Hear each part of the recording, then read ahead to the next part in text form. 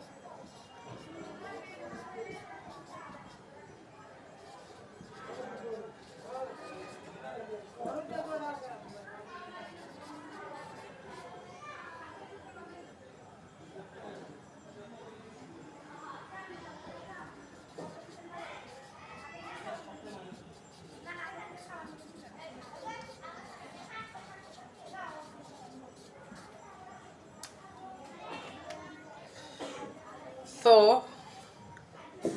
এটা symmetric property of beta function. তো এখানে beta M comma L is equal to beta L comma M প্রমাণ করতে হবে।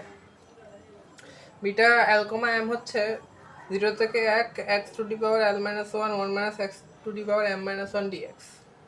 এখন আমি যদি এটাকে সুইচ করতে হয়, বিটা এম কমা এল বানাতে হয়, সেজন্য আমাকে x এর জায়গায় 1 মাইনাস ওয়াই বসাতে হবে।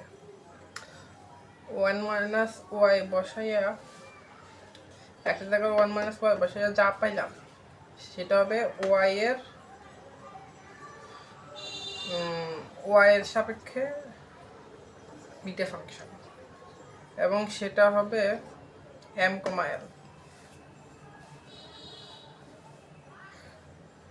কারণ এই দেখো এখানে এক্স সিঙ্গেল টার্মে যেখানে এল মাইনাস ওয়ান হয়, এখানে সিঙ্গেল টার্মে হয়ে গেছে এম মাইনাস ওয়ান। সেজন্য সিঙ্গেল টার্মের উপর যেটা থাকবে, সিঙ্গেল টার্মের উপর যে টার্মটা থাকবে সেটাই হবে, আর সেটাই আগে বসবে। ক্লিয়ার?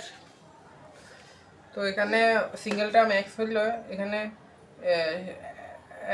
সিঙ্গেল টার্ম এক্স হলে এটার উপরে টার্মটা হচ্ছে এল, সেই জন্য এখানে বিটা এল কমা এম, এল আগে বসছে। আর এখানে সিঙ্গেল টার্ম ওয়াই এর উপরে হচ্ছে টার্ম এম, সেজন্য এখানে এম আগে বসছে, beta M, M comma L, সেজন্য beta L comma M is equal to beta M comma L proved.